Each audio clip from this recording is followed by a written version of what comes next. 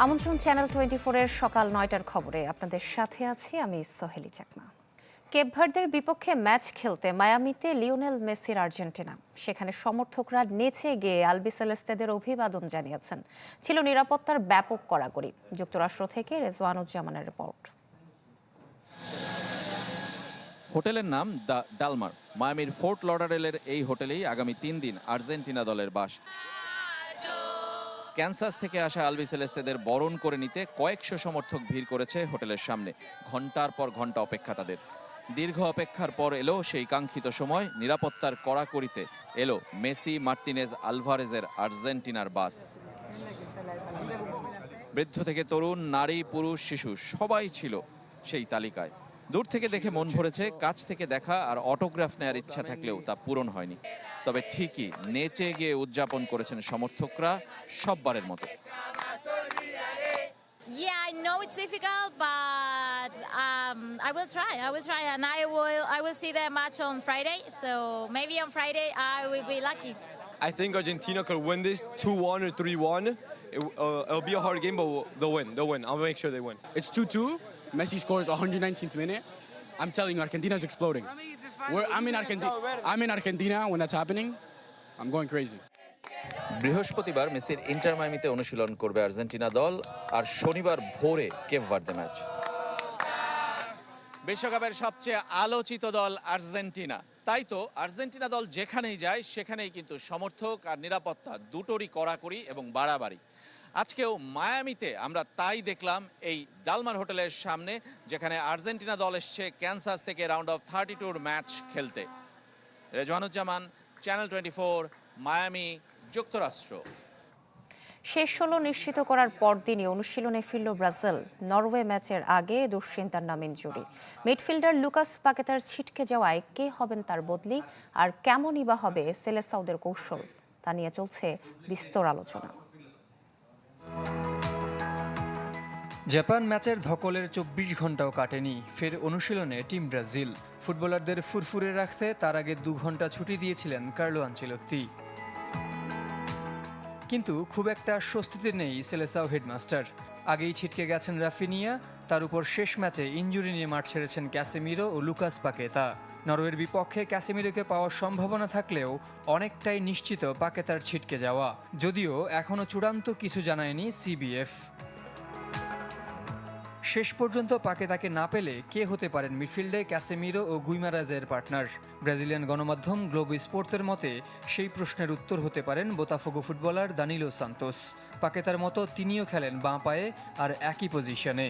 সেক্ষেত্রে শেষ 3 ম্যাচের মতো 4-3-3 ফরমেশনই হতে পারে নরওয়ে বধের রণকৌশল। আলোচনায় আছেন জাপান জয়ের নায়ক গ্যাব্রিয়েল মার্তিনেলিও। সেক্ষেত্রে বদলে যেতে পারে কৌশল। আর্সেনাল স্ট্রাইকারকে নিয়ে একাদশ সাজালে 4-2-4 ফরমেশন বেছে নিতে পারেন আনচেলত্তি, যে কৌশলে সামুরাই ব্লুদের দ্বিতীয়ার্ধে কাবু করেছিল সেলেসাওরা। আরেকটা অপশন হতে পারেন নেইমার জুনিয়র, যদিও পুরো 90 মিনিট খেলার মতো এখনও ফিট নন সাম্বা সুপারস্টার। বরং দ্বিতীয়ার্ধ মাথায় রেখেই প্রস্তুত করা হচ্ছে সেলেসাওর নাম্বার 10কে, এমনটাই দাবি গ্লোবো স্পোর্তর। নরওয়ের বিপক্ষে শেষ 16 ম্যাচের আগে নিজেদের ঝালিয়ে নিতে আরও 3 সেশন অনুশীলনের সুযোগ পাবে ব্রাজিল। জহির সাগর, চ্যানেল 24। বীরের বেশে দেশে ফিরেছে ইরানের ফুটবলাররা। বুধবার তেহরানে পৌঁছায় ইরানি ফুটবলারদের বহনকারী উড়োজাহাজ। বিশ্বকাপের গ্রুপ পর্ব থেকে বাদ হলেও বিমানবন্দরে জড়ো হয় শত শত সমর্থক। খেলোয়াড়দের স্বাগত জানান ইরান ফুটবল প্রধান মেহেদি তাজ। স্বাগতিক যুক্তরাষ্ট্রের অসহযোগিতা আর প্রতিকূলতার মধ্যেও ফুটবলারদের পারফরম্যান্সে গর্বিত মধ্যপ্রাচ্যের দেশটি। গ্রুপ পর্বের 3 ম্যাচেই ড্র করে ইরান। শেষ ম্যাচে মিশরের বিপক্ষে জিতলে নকআউট পর্বের টিকিট পেত তারা।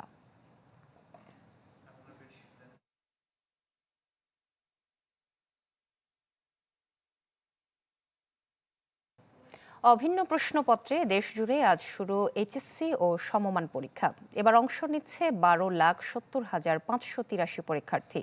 শিক্ষামন্ত্রী জানান, দুর্যোগ ও ফাঁসের কথা মাথায় রেখে 3 সেটে প্রশ্ন রাখা হয়েছে। ঘোষণা দেন 2028 সাল থেকে প্রাথমিক ও মাধ্যমিকে নতুন শিক্ষাক্রম চালুর। যুগোপযোগী ও মানসম্মত শিক্ষা ব্যবস্থার লক্ষ্য নিয়ে বড় ধরনের সংস্কারের পথে হাঁটছে বিএনপি সরকার। এরই অংশ হিসেবে শিক্ষাক্রম পরিবর্তনের উদ্যোগ নেওয়া হয়েছে। সে ধারাবাহিকতায় 2027 শিক্ষাবর্ষ থেকে চতুর্থ ও ষষ্ঠ শ্রেণীর শিক্ষার্থীদের পাঠ্যসূচিতে যুক্ত হচ্ছে আরও দুটি নতুন বিষয়। এইচএসসি ও সমমান পরীক্ষা নিয়ে সংবাদ সম্মেলনে শিক্ষামন্ত্রী জানান, 2028 শিক্ষাবর্ষ থেকে হতে যাচ্ছে নতুন কারিকুলাম, করা হয়েছে এ বিষয়ক কমিটিও। আর প্রধানমন্ত্রীর শিক্ষা উপদেষ্টা বলেন, শুধু পুঁথিগত শিক্ষা নয়, শিক্ষার্থীদের বিকশিত হওয়ার সুযোগ করে দিতে চায় সরকার।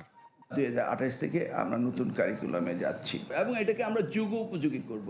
জাস্ট এই ব্যাক ডেটেড সব কিছু নিয়ে আমরা আর এগোতে চাচ্ছি না। কারিকুলামটা এখন এমনভাবে পরিবর্তন করছি যেখানে পুঁথিগত বিদ্যার পাশাপাশি সেখানে সংস্কৃতি এবং ক্রীড়াতে প্রাধান্য দেওয়া হবে। সহশিক্ষা কার্যক্রম বা এক্সট্রা কারিকুলার অ্যাক্টিভিটিসকে আমরা পুরো এডুকেশন সিস্টেমে নিয়ে আসতে চাইছি। শিক্ষার্থী ঝরে পড়ার কারণ উদ্ঘাটনে কাজ চলছে জানিয়ে মন্ত্রীর প্রত্যাশা, আগামীতে এমন ঘটনা ঘটবে না। বলেন, কোচিং সেন্টার খুলতে সরকারের অনুমতি নিতে হবে। আমরা শিক্ষকদের তাদের ইনস্টিটিউশনেই তারা এডিশনাল অনারিয়াম নিয়ে হোক, যেভাবে হোক, তারা ইনহাউস কোচিং করাতে হবে। এবং কোচিং সেন্টার যারা রয়েছে তারাও এই দেশে কোচিং সেন্টার যদি আপনার বানাতে হয় তাহলে সরকারের কাছ থেকে অনুমতি নিতে হবে। শিক্ষামন্ত্রী জানান, আগামী বছর থেকে মাদ্রাসা ও কারিগরিতেও কমন বিষয়গুলোর পরীক্ষা একই প্রশ্নে হবে। এবছর পরীক্ষা কেন্দ্রের নিরাপত্তায় নিয়োজিতদের দেয়া হচ্ছে বডি ওর্ন ক্যামেরা। 2027 এর এসএসসি পরীক্ষা আমরা 7ই জানুয়ারি থেকে শুরু করছি এবং আমরা স্বপ্নিল শাহরিয়ার শিশির, চ্যানেল 24, ঢাকা। দায়িত্ব পেয়েছি। দর্শক, এই মুহূর্তে পরীক্ষা কেন্দ্রের খবর জানাতে রাজধানী এবং রাজধানীর বাইরে থেকে যুক্ত হবেন আমাদের সহকর্মীরা। শুরুতেই চলে যাব রাজধানীর ভিকারুননিসা স্কুল অ্যান্ড কলেজে। সেখানে রয়েছেন সহকর্মী আবির হোসেন। আবির, দেখতে পাচ্ছি যে গুড়ি গুড়ি বৃষ্টি হচ্ছে, পরীক্ষা কেন্দ্রের পরিস্থিতি নিয়ে সার্বিকভাবে জানাবেন।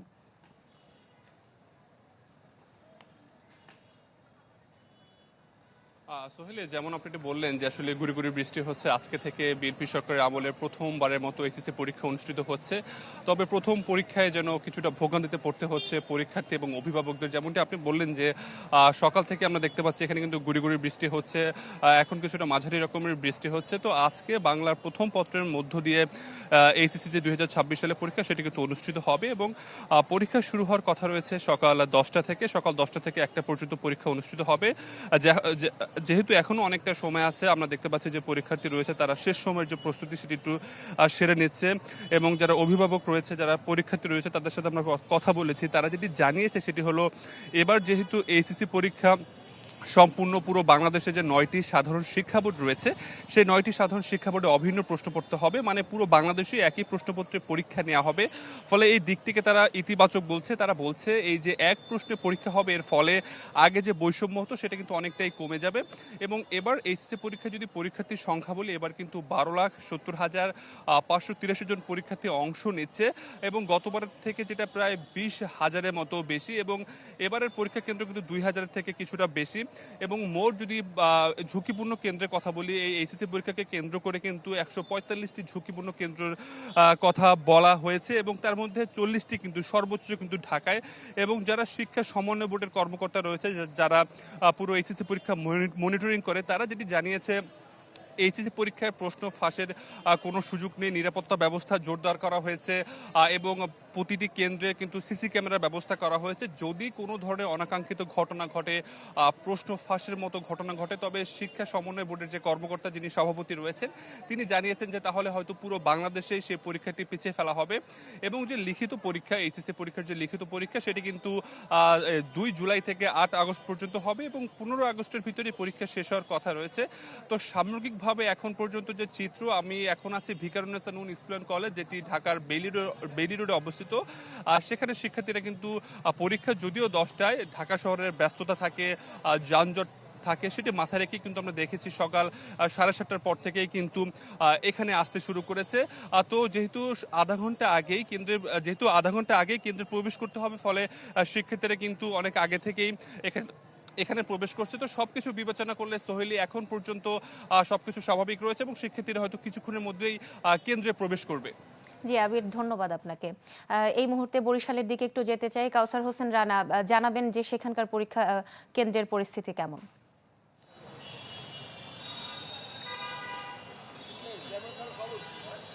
হ্যাঁ সোহেলি, বরিশালের পরিস্থিতি এমনটা বলা যায় যে গুড়ি গুড়ি যে বৃষ্টি সেটি নেই, তবে মেঘাচ্ছন্ন পরিবেশ রয়েছে, খুব রোদ নেই। তবে আবহাওয়ার যে বৈরী অবস্থা সেখান থেকে কিন্তু শিক্ষার্থীরা কিছুটা ভালো অবস্থায় রয়েছে এই দিক থেকে বলা যায়। এবং যেহেতু প্রথমবারের মতো অভিন্ন প্রশ্নপত্রে পরীক্ষা অনুষ্ঠিত হচ্ছে, সেজন্য শিক্ষার্থীরা একটি মিশ্র প্রতিক্রিয়া জানিয়েছেন। তারা বলেছেন তাদের প্রস্তুতি ভালো রয়েছে, যাদের প্রস্তুতি ভালো রয়েছে তাদের কোনো অভিন্ন প্রশ্ন বা ভিন্ন প্রশ্ন কোনোটাতেই তাদের সমস্যা হওয়ার কথা না। তবে এই দিকটায় এর আগে যে বিষয়গুলো ছিল এক এক বোর্ডের এক এক প্রশ্ন, সেই দিক থেকে তারা এবার নতুনভাবে পরীক্ষায় অংশগ্রহণ করছে, সেইভাবে মানসিকভাবে কিছুটা তারা উদ্বিগ্ন রয়েছে, এইরকম একটু পরিস্থিতি রয়েছে। তবে পারিপার্শ্বিকভাবে বা কেন্দ্রগুলোর যে পরিস্থিতি সেগুলো কিন্তু খুব ভালো রয়েছে। শিক্ষা বোর্ডের পক্ষ থেকে আমাদেরকে যেটি জানানো হয়েছে যে কেন্দ্রগুলোতে সিসি ক্যামেরা স্থাপন করার নির্দেশনা ছিল, সেই মোতাবেক সিসি ক্যামেরা স্থাপন করা হয়েছে। আপনাকে যদি পরীক্ষার্থীর সংখ্যার তথ্যটি আমি এভাবে বলি যে বরিশালে 350টি কলেজের 60,436 জন শিক্ষার্থী এই পরীক্ষায় অংশ নিয়েছে এবং কেন্দ্র সংখ্যা হচ্ছে 142 এবং ছাত্রছাত্রীর হিসেবে 28,030 জন হচ্ছেন ছাত্র এবং 32,406 জন হচ্ছে ছাত্রী। গত বছরের তুলনায় এবছর পরীক্ষার্থীর সংখ্যা কমেছে প্রায় 2000-এর মতন, তবে সেটি খুব একটা বড় অঙ্ক নয়। তবে জেলার হিসাবে বরিশালে সব থেকে বেশি পরীক্ষার্থী অংশ নিচ্ছে। বরিশালে 21,750 জন পরীক্ষার্থী অংশ নিচ্ছে পরীক্ষায় এবং সব থেকে কম হচ্ছে ঝালকাঠিতে, সেখানে পরীক্ষায় অংশ নিচ্ছে 4,673 জন। আমরা যেটি দেখেছি যে পরীক্ষার অংশ নেওয়ার জন্যই পরীক্ষা কেন্দ্রগুলোতে সকাল থেকে শিক্ষার্থীরা এসে উপস্থিত হতে শুরু করেছেন। এই মুহূর্তে আমি রয়েছি বরিশালের সরকারি সৈয়দ হাতেম আলী কলেজ কেন্দ্রে। এখানে আমরা এসে দেখেছি যে সকাল 8টা থেকে 8:30টার মধ্যে অভিভাবক এবং শিক্ষার্থীরা এসে কিন্তু উপস্থিত হয়েছে এবং সকাল 9টা বাজার 2 মিনিট আগেই আমরা শিক্ষার্থীদেরকে কেন্দ্রে প্রবেশ করতে দেখেছি এবং এখনও এখানে বিভিন্ন কলেজের বরিশাল সরকারি মহিলা কলেজের শিক্ষার্থী সহ অন্যান্য বিভিন্ন কলেজের শিক্ষার্থীরা প্রবেশ করছে। বরিশালে মোট 142টি কেন্দ্রে এই এইচএসসি পরীক্ষা অনুষ্ঠিত হচ্ছে। এই ছিল বরিশালের পরিস্থিতি। সোহেলি। জি, কাউসার হোসেন রানা, আপনাকে ধন্যবাদ। দর্শক, আজ থেকে শুরু হচ্ছে এইচএসসি এবং তার সমমান পরীক্ষা। সেখানকার খবর জানাচ্ছিলেন রাজধানী এবং রাজধানীর বাইরে থেকে আমাদের সহকর্মীরা।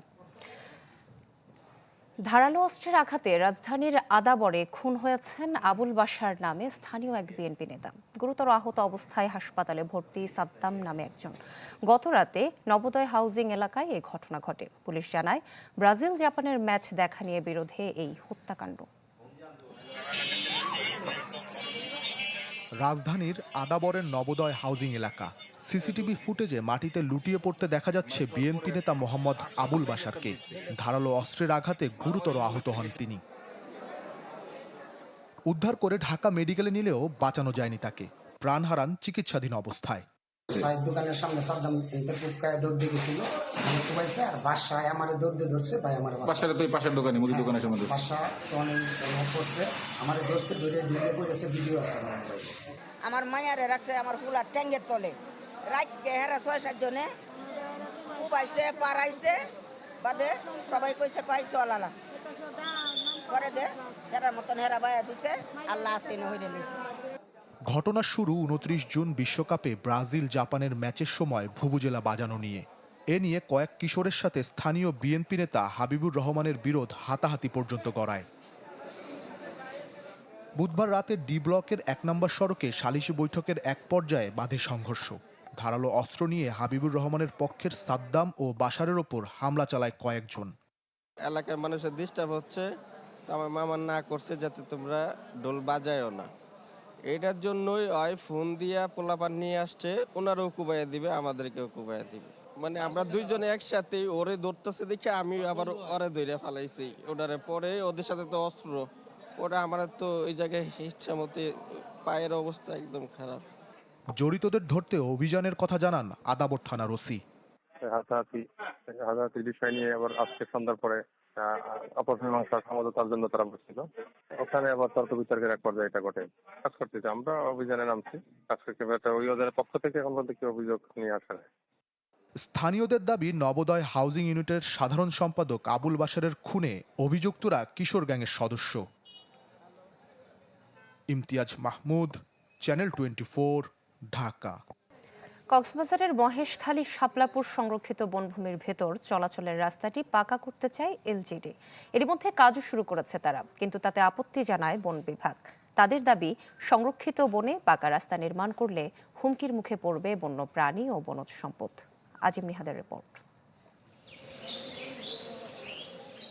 ঘন বনের বুক চিরে পাহাড়ের উপর দিয়ে বয়ে গেছে চলাচলের পথ। এই রাস্তাটি মহেশখালীর শাপলাপুর ইউনিয়নের জেএম ঘাট থেকে শুরু হয়ে পৌঁছেছে কালারমার ছড়ায়। 4.8 কিলোমিটার দীর্ঘ রাস্তাটি পাকা করতে চায় এলজিডি। তবে এ নিয়ে ঘোর আপত্তি বন বিভাগের। তারা বলছে, আইন অনুযায়ী সংরক্ষিত বনের ভেতর পাকা রাস্তা করার সুযোগ নেই। এতে বন এবং বন্যপ্রাণী হুমকির মুখে পড়বে। তাদের দাবি, এটি নানা প্রজাতির গাছপালার পাশাপাশি হরিণ, বানর, অজগর সহ বিভিন্ন বন্যপ্রাণীর আবাসভূমি। এলজিডির তথ্য অনুযায়ী জায়কার অর্থায়নে 22 কোটি টাকা ব্যয়ে সড়কটি নির্মাণ করা হচ্ছে। ইতিমধ্যে সমতলের কিছু অংশে ঢালাই দিয়ে রাস্তা পাকা করা হয়েছে, নির্মাণ করা হচ্ছে কালভার্টও। কিন্তু বন বিভাগের আপত্তির পর কিছুটা গতি কমেছে কাজের। যখন কনক্রিটের রাস্তা তৈরি হবে, ওইখান দিয়ে অবশ্যই যানবাহন চলাচল করবে এবং বন্যপ্রাণী এবং যে বনজদ্রব্য আছে এগুলো পাচার হবে এবং প্রচুর বন্যপ্রাণী ইতিমধ্যেও মারা গিয়েছে এবং জীববৈচিত্র্যের ক্ষতি হবে। তবে এলজিইডি বলছে এটি তাদের গেজেটভুক্ত রাস্তা, তাই বন বিভাগের আপত্তি গ্রহণযোগ্য নয়। বন বিভাগের সাথে যে সৃষ্ট জটিলতাটা বা অনুমোদনের ব্যাপারটা, এটা প্রক্রিয়া করার জন্য আমরা কাজ করে যাচ্ছি। এ নিয়ে দুই প্রতিষ্ঠানের মধ্যে চিঠি চালাচালি হলেও কোনো সমাধান আসেনি। এরই মধ্যে এলজিইডির পক্ষ নিয়ে বন বিভাগকে চুপ থাকতে ডিউ লেটার দিয়েছেন স্থানীয় সংসদ সদস্য আলমগীর মোহাম্মদ মাহফুজুল্লাহ ফরিদ। তাতেও পিছু হটেনি বন বিভাগ, যদিও এ ব্যাপারে নানা মাধ্যমে চেষ্টা করেও এমপির বক্তব্য মেলেনি। বনের ভেতরে এভাবে রাস্তা করাকে পরিবেশ ধ্বংসের বড় উদাহরণ বলছেন পরিবেশ কর্মীরা। বন বিভাগ আপত্তি দিয়েছে, আবার সে আপত্তির উল্টো দিক দিয়ে স্থানীয় সংসদ যখন বনের ভিতর দিয়ে রাস্তা যাওয়ার জন্য ডিউ লেটার দেয়, এটা হচ্ছে আমাদের জন্য দুঃখজনক এবং লজ্জাজনক। রাস্তাটির দুপাশে গড়ে উঠেছে কিছু বসতগৃহ। সেই বাসিন্দারা অবশ্য বলছেন ভিন্ন কথা। কালামাছড়া যাতায়াতের জন্য আমাদের খুব প্রয়োজন, তাই আমরা এই রাস্তাটা আমরা সরকারের কাছ থেকে এটা চাই। মহেশখালী মানুষরা এখানে এসে এদিক যায়, যদি রাস্তাটা হয় তাহলে আমাদের অনেক অনেক ভালো হবে। আইন অনুযায়ী সংরক্ষিত বনে সাধারণ মানুষের প্রবেশ, গাছ কাটা, পশু চারণ, শিকার বা কোনো ধরনের অর্থনৈতিক কর্মকাণ্ড সম্পূর্ণ নিষিদ্ধ। বনের ভেতর ইতিমধ্যে অসংখ্য বসতি গড়ে উঠেছে। যদি রাস্তাটিও পাকা হয়ে যায়, বন বিভাগ আশঙ্কা করছে এখানে বনের পরিবেশ যেমন নষ্ট হবে, তেমনি হুমকির মুখে পড়বে বন্যপ্রাণী ও জীববৈচিত্র্য। শাপলাপুরের জেএম ঘাট এলাকার সংরক্ষিত বন থেকে আজিম নিহাত, চ্যানেল 24, কক্সবাজার। ইরানের উদ্দেশ্যে ঢাকা ছেড়েছেন জাতীয় সংসদের স্পিকার হাফিজ উদ্দিন আহমদ। অংশ নেবেন আয়াতুল্লাহ আলী খামেনির জানাজায়। সকাল 7:30টায় ঢাকার হজরত শাহজালাল বিমানবন্দর ছাড়ে তাকে বহনকারী ফ্লাইট। বাংলাদেশ ছাড়াও খামেনিকে শেষ শ্রদ্ধা জানাবেন অন্তত 90টি দেশের প্রতিনিধিরা। জানাজায় অংশ নিয়ে 4 জুলাই দেশে ফিরবেন স্পিকার। 28 ফেব্রুয়ারি যুক্তরাষ্ট্র ও ইসরায়েল হামলায় নিহত হন খামেনি। তার মৃত্যুর পর ছেলে মোস্তফা খামেনি ইরানের সর্বোচ্চ ধর্মীয় নেতার দায়িত্ব নেন।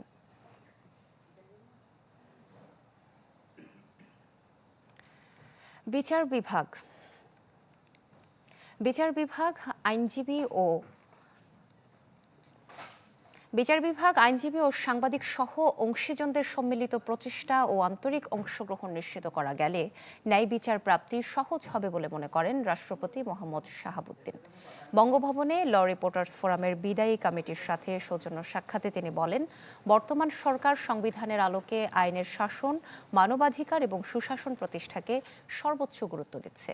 বিচার ব্যবস্থার আধুনিকায়ন এবং তথ্য প্রযুক্তির ব্যবহার সম্প্রসারণে বাস্তবায়ন করা হচ্ছে বিভিন্ন উদ্যোগ।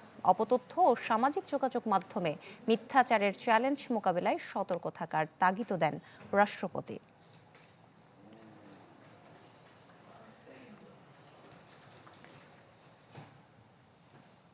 শেখ হাসিনাকে ফেরানোর কোনো অগ্রগতি নেই বলে জানিয়েছেন পররাষ্ট্র প্রতিমন্ত্রী শামা ওবায়েদ। সংবাদ সম্মেলনে তিনি আরও জানান, চীনের সাথে প্রতিরক্ষা ও কূটনৈতিক সম্পর্কের নতুন প্রস্তাব পর্যালোচনা করছে বাংলাদেশ। করিডোরের বিষয়েও প্রাধান্য দেওয়া হবে দেশের স্বার্থ। প্রধানমন্ত্রী চীন সফরে নজর ছিল বহু দেশের, জানিয়ে এখনো চুলচেরা বিশ্লেষণ চলছে। আর তাই বুধবার বিকেলে পররাষ্ট্র প্রতিমন্ত্রীর কাছে প্রশ্ন ছিল দুটি বিষয়ে। জবাবে প্রতিমন্ত্রী বলেন, করিডর থেকে ব্যবসা বাণিজ্য আর যাই করুক না কেন নিজ স্বার্থকেই প্রাধান্য দেবে ঢাকা। এই সফরের পরে আর চাইনিজ ইনভেস্টমেন্ট আরও অনেক বেশি বৃদ্ধি পাবে, নতুন নতুন ইনভেস্টমেন্ট আসবে এবং যেই সাজেশনগুলো, যেই প্রস্তাবগুলো দেওয়া হয়েছে চীন সরকারের পক্ষ থেকে 2+2 এখানে বৈঠক এবং ইকোনমিক করিডোর, সেটা নিয়ে অবশ্যই বাংলাদেশ সরকার আমরা পর্যালোচনা করছি। ভিন্ন এক প্রশ্ন জবাবে সমাহবত বলেন, শেখ হাসিনার প্রত্যর্পণ ইস্যুতে তেমন কোনো অগ্রগতি নেই। জানান, বিগত আমলে পাচার হওয়া অর্থ ফেরত আনতে কাজ করছে সরকার। নতুন কোনো আপডেট নাই, এইটা প্রক্রিয়াধীন আছে। যে সকল সংশ্লিষ্ট সরকারের সাথে আমাদের কথা চলছে, এই এগ্রিমেন্টের মাধ্যমে আমরা এক ধাপ এগিয়েছি। আমাদের জনগণের টাকা যে পাচার হয়েছে সেই টাকা বাংলাদেশে ফেরত আনার ক্ষেত্রে আমরা এক ধাপ এগিয়েছি সেই এগ্রিমেন্টগুলোর মাধ্যমে এবং সেই কাজ চলমান আছে। প্রতিমন্ত্রী বলেন, ইরানের সর্বোচ্চ নেতার জানাজায় জাতীয় সংসদের স্পিকার বাংলাদেশকে প্রতিনিধিত্ব করবেন। আমরা সকলে যারা মুসলিম আছি তাদের একটা শ্রদ্ধার জায়গা থেকে অবশ্যই এটা গুরুত্বপূর্ণ। চ্যানেল 24, ঢাকা। ছায়া মন্ত্রিসভা গঠন করেছে বিরোধী দল জামায়াতে ইসলামী। জাতীয় সংসদে এলডি হলে ব্রিফিংয়ে এই তথ্য জানান দলটির আমির ডাক্তার শফিকুর রহমান। বলেন, সাংবিধানিক মর্যাদা না থাকলেও বিশ্বে এর নজির আছে। হুঁশিয়ারি দেন, কাঙ্ক্ষিত সংস্কার না হলে আরেকটা গণ অভ্যুত্থানের। সরকারি দলের প্রতিটি মন্ত্রণালয় কিংবা মন্ত্রীর বিপরীতে কাজ করবেন বিরোধী দলীয় সংসদ সদস্যরা, যারা পর্যবেক্ষণ করে ওই মন্ত্রণালয়ের জন্য প্রস্তাব করবেন বিকল্প নীতি। এমন ধারণাই ছায়া মন্ত্রিসভা, যা মূলত যুক্তরাজ্যের সংসদীয় ব্যবস্থায় প্রচলিত। ফেব্রুয়ারিতে বাংলাদেশেও এমন ধারণা দেয় বিরোধী দল। অবশেষে বাজেট পরবর্তী সংবাদ সম্মেলনে বিরোধী দলীয় নেতা জানান, তারা ছায়া মন্ত্রিসভা গঠন করেছেন, তবে বিস্তারিত উপযুক্ত সময় জানানো হবে। আমরা বিরোধী দলে থাকলেও তারা ছায়া মন্ত্রিসভা হিসেবে আমাদেরকে পরামর্শ দিয়ে সরকারের বিভিন্ন কাজ অবজার্ভ করে আমাদেরকে পরামর্শ দেন। আবার কোনো সময় যদি আমরা আল্লাহর ইচ্ছায় সরকারি দলেও যাই, তখন এটা বিলুপ্ত হবে না, তখন ওইটা থাকবে। আমাদের কাজকে অবজার্ভ করে আমাদের ত্রুটিগুলো ধরে দিয়ে আমাদেরকে সহযোগিতা করা হচ্ছে। সংবাদ সম্মেলনে ডাক্তার শফিকুরের মন্তব্য, স্বৈরাচারী পদ্ধতি এখনো রয়ে গেছে, তাই সামনে হতে পারে আরেকটা বিপ্লব। এ সময় বলেন, তিস্তা মহাপরিকল্পনা বাস্তবায়ন হতেই হবে। গণভোট গুম হয়ে গেছে, প্রেক্ষাপট স্বাধীন বিচার বিভাগের উপরে হাত দেওয়া হয়েছে। এই জন্যে প্রয়োজন হবে একটা বিপ্লবের। এই বিপ্লবে বিএনপিও সঙ্গী হইলে আমরা বলবো ওয়েলকাম। আমার প্রজেক্ট আমি বাস্তবায়ন করবো, আরেকজন কেন এখানে নাকুশ হবে? আমরা কি কারো প্রজেক্ট বাস্তবায়ন হলে আমরা নাকুশ হই? সক্ষমতার ঘাটতি এবং দুর্নীতি চলতি বছরের বাজেট বাস্তবায়নের বড় চ্যালেঞ্জ বলে মনে করেন বিরোধী দলীয় নেতা। আশিকেন প্রিন্স, চ্যানেল 24, ঢাকা। নানা কর্মসূচিতে স্মরণ করা হলো রক্তাক্ত জুলাই।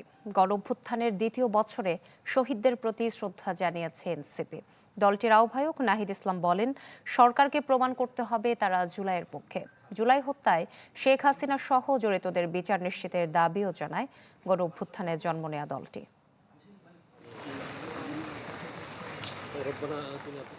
সহযোদ্ধাদের স্মরণ, অপূর্ণতার ক্ষোভ নিয়েও অপেক্ষা চলমান। জুলাইয়ের প্রথম দিনে রায়েরবাজার গণকবরে শ্রদ্ধা জানান গণ অভ্যুত্থানে আহত ও শহীদ পরিবারের সদস্যরা। রক্ত বেঁচেছো কত দরে, এত এত লাশ মারিয়ে তোমরা মুখ দেখাও কি করে? জুলাই আসবে, জুলাই যাবে, কিন্তু আমি তো আমার ভাইকে ফিরে পাবো না। এত কিছু করার পরে যদি আসলে আমরা আমাদের পরিবর্তন দেশটা না পাই, তাহলে এটা আসলে আমাদের স্থান থেকে মনে করবো যে দুঃখজনক বিষয়। দুঃসহ স্মৃতি নিয়ে বেঁচে থাকা পরিবারগুলো বিচারের দাবিতে সরব। প্রত্যাশার রাষ্ট্র প্রতিষ্ঠিত না হওয়ায় ক্ষত বাড়ছে আহতদের মনে। এখন আমরা জুলাই পরবর্তী সময় এসে দেখতেছি যে খুন, হত্যা, ধর্ষণ এটা চলমানই। 2 বছর পর কোনোটাই বাস্তবায়ন দেখছি না, না পাচ্ছি বিচার, না পাচ্ছি আমরা চিকিৎসা, না দেশের উন্নতি। শহীদদের গণকবরে শ্রদ্ধা জানায় জাতীয় নাগরিক পার্টিও। শেখ হাসিনা সহ জুলাই হত্যাকাণ্ডে জড়িতদের বিচার নিশ্চিতের দাবি জানান নেতারা। আহ্বান জানান আগামী 5 আগস্টের মধ্যে জুলাই জাদুঘর উদ্বোধনের। আমরা সরকারের প্রতি আহ্বান জানাচ্ছি, শুধু নাম কস্তে জুলাই গণ অভ্যুত্থান পালন করলে হবে না। জুলাই গণ অভ্যুত্থানের যে আকাঙ্ক্ষা, সংস্কার বাস্তবায়ন, গণভোটের রায় বাস্তবায়ন করে সরকারকে প্রমাণ করতে হবে সরকার জুলাই গণ অভ্যুত্থানের পক্ষে আছে, জুলাই গণ অভ্যুত্থানের সাথে আছে। আমরা সরকারের কাছে দাবি জানাবো যাতে করে জুলাই ফাউন্ডেশনের বেতন এবং জুলাই ফাউন্ডেশনকে একটা কার্যকর প্রতিষ্ঠানে পরিণত করবার জন্য সকল ধরনের রাষ্ট্রীয় সুযোগ সুবিধা জুলাই ফাউন্ডেশনকে প্রদান করা হয়। এছাড়া শহীদ পরিবারকে দেয়া প্রতিশ্রুতি, জুলাই সনদ বাস্তবায়ন এবং গণভোটের রায় অনুযায়ী সংস্কারের দাবিও জানায় NCP. Jumatul Bida, channel 24, Dhaka. ICU সেবার অভাবে যেন মৃত্যুহার না বাড়ে সেজন্য সরকার কাজ করছে বলে জানিয়েছেন জিয়াউর রহমান ফাউন্ডেশনের vice chairman doctor Zubaida Rahman. রাজধানীর শাহবাগে Bangladesh society of critical care মেডিসিনের জাতীয় সম্মেলনে তিনি বলেন, আইসিইউ সেবার অবস্থা সংকটময়। সুষ্ঠু পরিকল্পনার মাধ্যমে এই পরিস্থিতির পরিবর্তন সম্ভব। এ সময় স্বাস্থ্যমন্ত্রী সরদার সাখাওয়াত হোসেন বলেন, জবাবদিহিতা নিশ্চিত করা গেলে চিকিৎসা ব্যবস্থার ওপর মানুষের আস্থা বাড়বে। জানান, চীনের সহায়তায় সারা দেশে 1000 বেডের 20টি হাসপাতাল নির্মাণ করা হবে।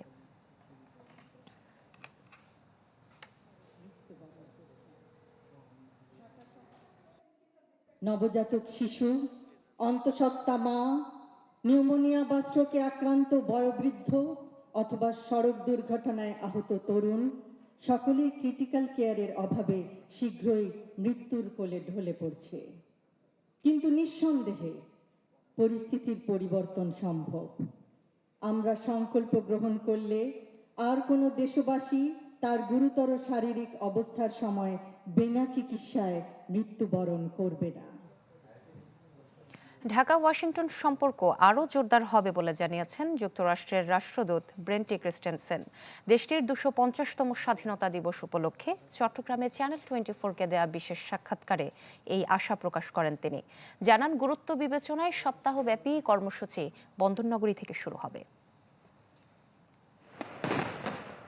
আড়ম্বরপূর্ণভাবে এবার উদযাপিত হচ্ছে দেশটির 250তম স্বাধীনতা দিবস। যুক্তরাষ্ট্র ছাড়াও এই আয়োজন থাকছে দেশে দেশে। এমন গৌরবময় উৎসবের অংশীদার বাংলাদেশও।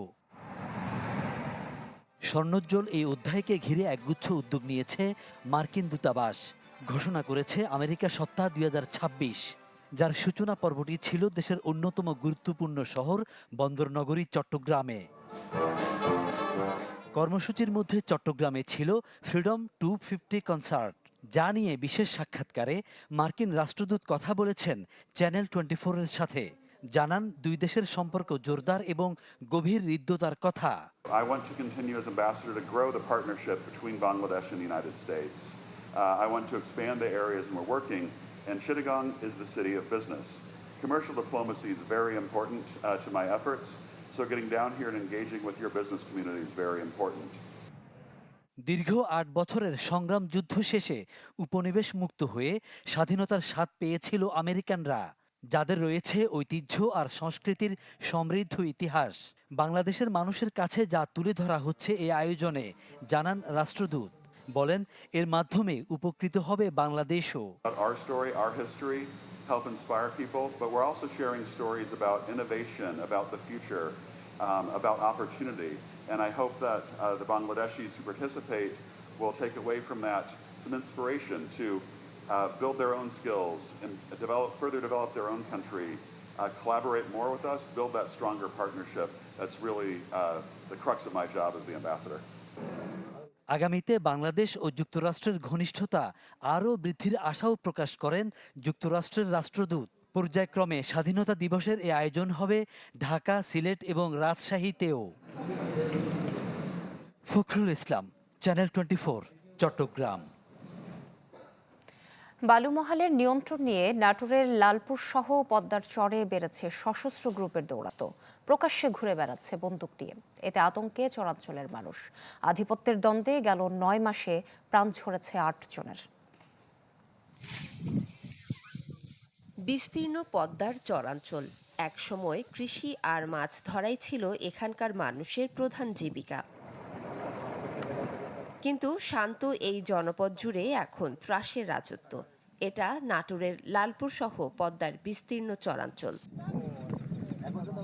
স্থানীয়রা জানিয়েছে, বালুমহাল ঘিরে এখন এলাকা নিয়ন্ত্রণের চেষ্টায় বেশ কিছু সশস্ত্র গ্রুপ। মাঝে মধ্যেই চলে প্রকাশ্যে অস্ত্রের মহড়া। আধিপত্য বিস্তারের দ্বন্দ্বে গত 9 মাসে প্রাণ ঝরেছে 8 জনের। লালপুর বালুচরে ছিল, তাকে যারা গুলি করে মারছে তাদের আমি সরকারের কাছে কঠিন বিচার চাই। আমার বেটার আমার বেটার আমি মুখ দেখি নাই, 2.5 বছর অন্তর আমি বেটার মরা মুখ দেখছি সোনা রে। শুধু নাটোরের লালপুর নয়, রাজশাহীর বাঘা, পাবনার ঈশ্বরদী ও কুষ্টিয়ার দৌলতপুর সীমান্ত জুড়ে পদ্মার চরেও একাধিক সশস্ত্র বাহিনী এখন সক্রিয়। এই বাহিনীগুলোর মধ্যে আধিপত্য বিস্তার নিয়ে বিশৃঙ্খলাগুলো হয় এবং গোলাগুলির ঘটনায় এর আগেও একাধিক জন নিহত হয়েছে। আমরা লালপুরবাসী চাই চরে যেন আর কোনো বাহিনী না থাকুক, কারণ চরের কৃষক যেন শান্তিতে ফসল উৎপন্ন করে ঘরে তুলতে পারে, এটাই সবাই চাই। সবসময়ের জন্য অস্ত্র নিয়ে মানুষকে ভয় দেখাচ্ছে, মানুষকে মার্ডার করছে, 3-4টা মার্ডার হয়ে গেল চরে। যদিও পুলিশের দাবি চরাঞ্চলের আইন শৃঙ্খলা পরিস্থিতি স্বাভাবিক রাখতে কাজ করছেন তারা। চর কেন্দ্রিক যে বিভিন্ন বাহিনীর উদ্ভব বা যারা এই হত্যাকাণ্ডগুলো সংগঠিত হচ্ছে, এই ব্যাপারে আমরা কয়েক থানার সমন্বিত পরিকল্পনার মাধ্যমে আসলে কোথা থেকে কি হচ্ছে বা কি বিষয়, এটা আমরা ভালো একটা অভিযান বা পরিকল্পনা মাফিক একটা ব্যবস্থা আমরা গ্রহণ করব। এই ব্যাপারে আমরা তৎপর আছি। বালুমহাল নিয়ন্ত্রণ ছাড়াও বেড়েছে ফসলি জমি দখল, জেলে কৃষকদের কাছ থেকে চাঁদাবাজির ঘটনাও। এসব ঘটনায় বিভিন্ন সময়ে মামলা হয়েছে। Desk report, channel 24।